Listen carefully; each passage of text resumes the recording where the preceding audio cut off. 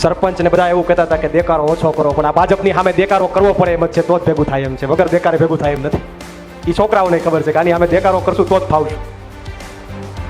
કે આમ આદમી પાર્ટી તૂટી રહી છે, આમ આદમી પાર્ટીમાંથી અમુક લોકો છોડી રહ્યા છે. આજે જુનાગઢની અંદર રમેશભાઈ ગજેરાએ ભાજપમાંથી આમ આદમી પાર્ટીનો ખેસ પહેરીને આખા ગુજરાતને સંદેશ આપ્યો છે કે આમ આદમી પાર્ટી તૂટી નથી રહી, તૈયાર થઈ રહી છે.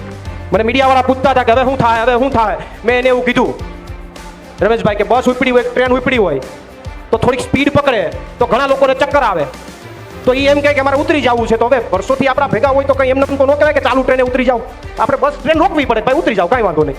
ઉતરી વાત લઈ લો. અહીંયા બધા ઓલા ઊભા હતા તો તમે અહીંયાથી ક્યારના બધા માઇકમાં મહેનત કરતા હતા કે ભાઈ બેહી જાઓ, બેહી જાઓ, બેહી જાઓ. એટલે મેં ઓલા ભાઈને બોલાવીને કીધું કે બેહાડોમાં એક અનુભવ થયો મને કરવો. એમ તમને કારણ કહું, બોટાદ હળદરની અંદર આ રીતે ઘણા બધા લોકો છેવાડે ઊભા હતા. અમે વળી બેહાડ્યા કે બેહી જાઓ, બેહી જાઓ, બેહી જાઓ. તો એ બિચારા બેઠા હતા તો સીધા અમારા ભેગા જેલમાં આવી ગયા. જેલમાં આવીને એને કીધું પ્રવીણભાઈ બેહાડા નો હોત ને અમે છેડે ઊભા હોત તો ભાગતા તો ફાવે. આ ધર્મ કરતા ધાર પાડી તમે કે આમાં તો ભાગે ભાઈલો હોય કે છેલ્લે ઊભા હોત તો ભાગી જાય. એટલે મને એવું થયું ખાલી ભૂલ થઈ ગઈ, હવે કોઈ બેહવાનું કેવું જ નથી. પણ 108 દિવસ સુધી તમારા માટે, ખેડૂતો માટે પીડા ભોગવીને આવ્યા છીએ. પરિવારથી અલગ રહીને આવ્યો છું. ઘણી બધી યાતનાઓ, ઘણી બધી પીડાઓ સહન કરીને આવ્યો છું. છતાં તૂટ્યો નથી, છતાં હું ડગ્યો નથી, છતાં મારા મનોબળને તૂટવા નથી દીધું. પણ હવે આવનારા સમયમાં અમારા મનોબળને મજબૂત જો રાખવું હોય તો આવનારા સમયમાં ચૂંટણીઓ આવે ત્યારે ઈવીએમમાં આમ આદમી પાર્ટીનું બટન દબાવશો તો અમારું મનોબળ હજી વધારે મજબૂત થશે.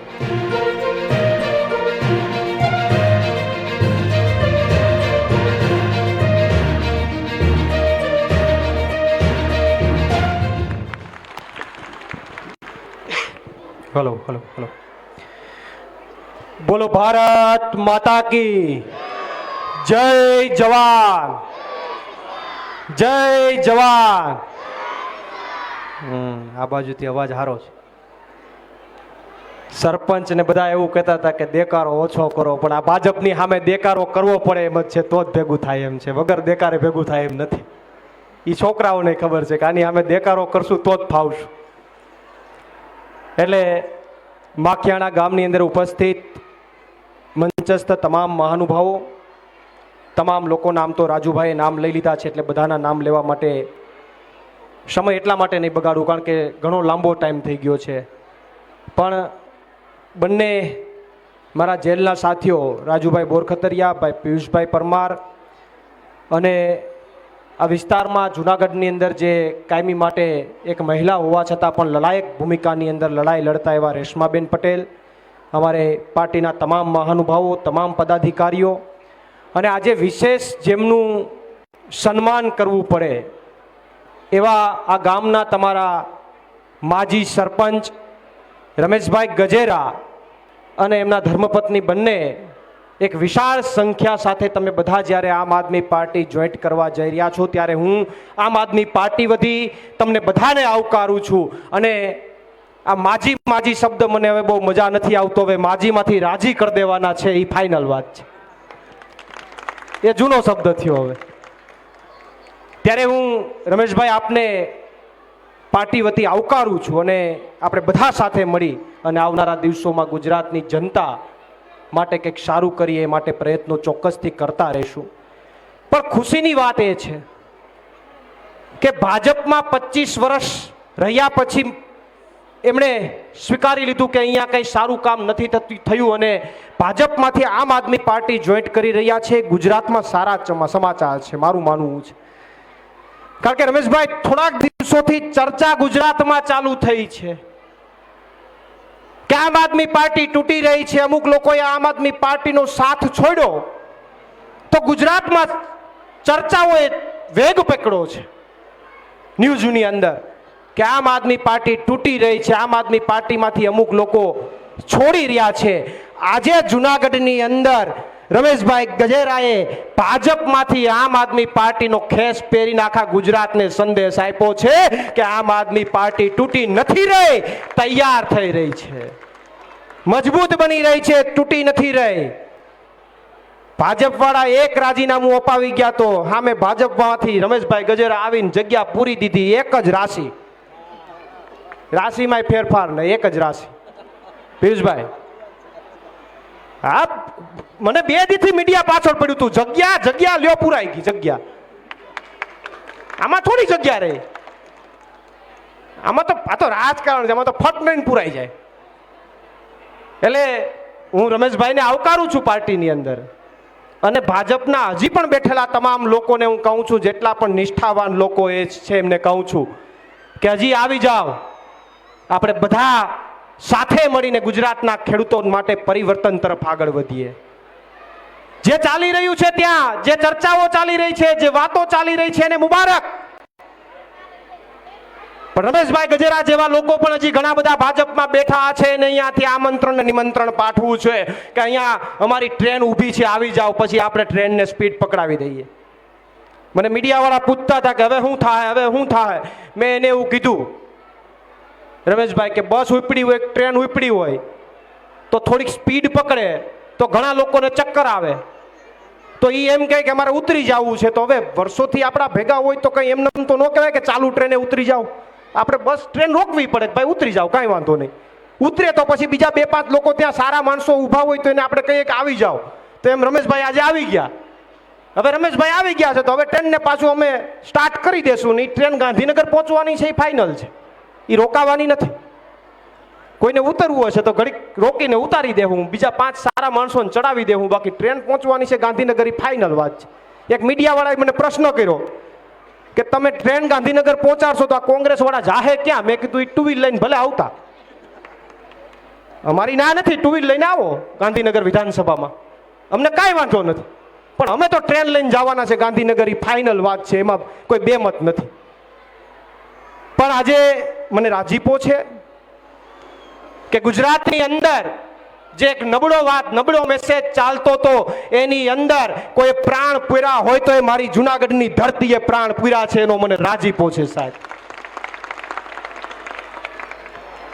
એક થોડીક વચ્ચે મજાકની વાત લઈ લઉં. અહીંયા બધા ઓલા ઊભા હતા તો તમે અહીંયાથી ક્યારના બધા માઇકમાં મહેનત કરતા હતા કે ભાઈ બેહી જાઓ, બેહી જાઓ, બેહી જાઓ. એટલે મેં ઓલા ભાઈને બોલાવીને કીધું કે બેહાડોમાં. એક અનુભવ થયો છે મને કડવો, એમ તમને કારણ કહું.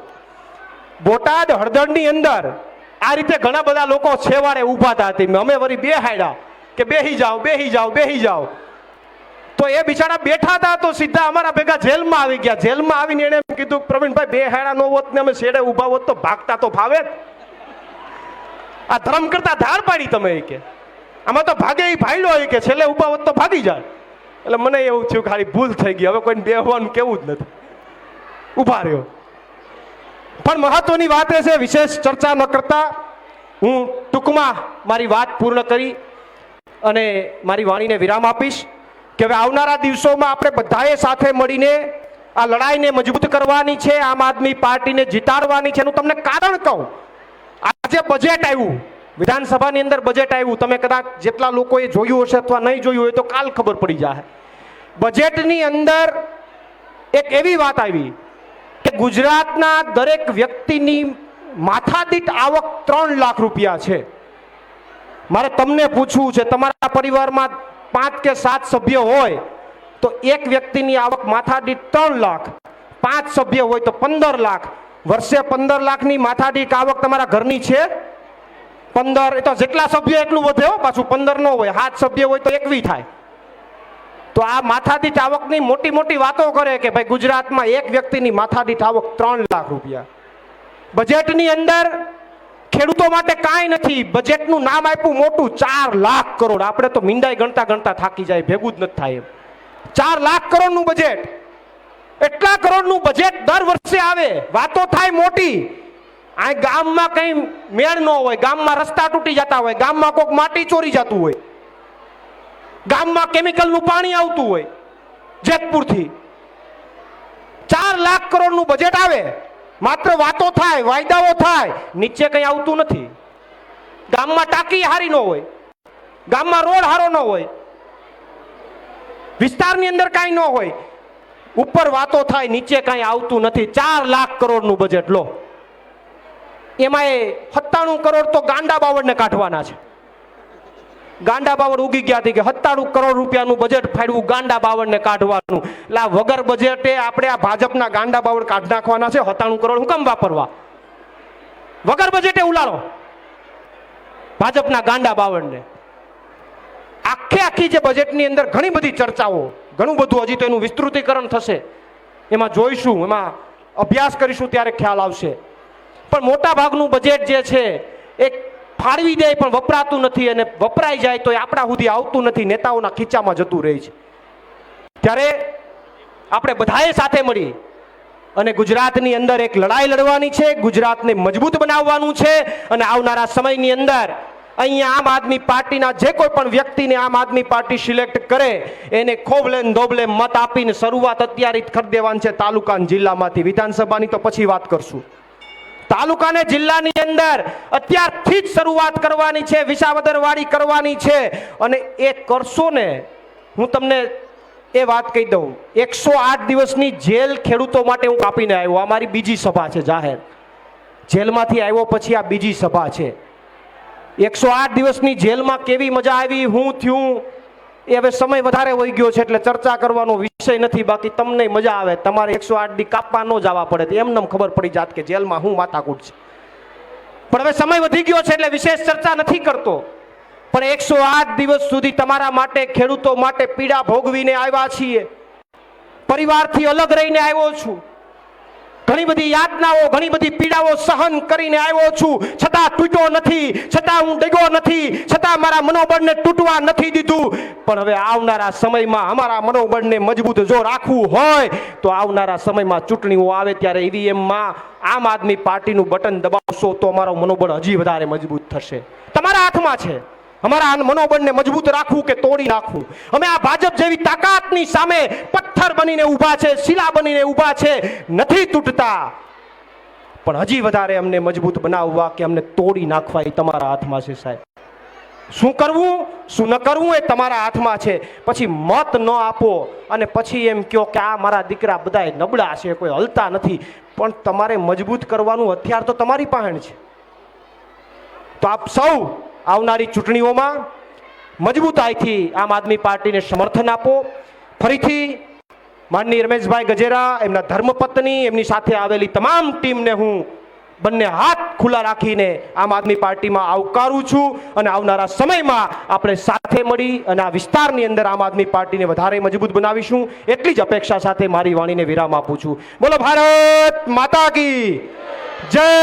જવાન જય જવાન.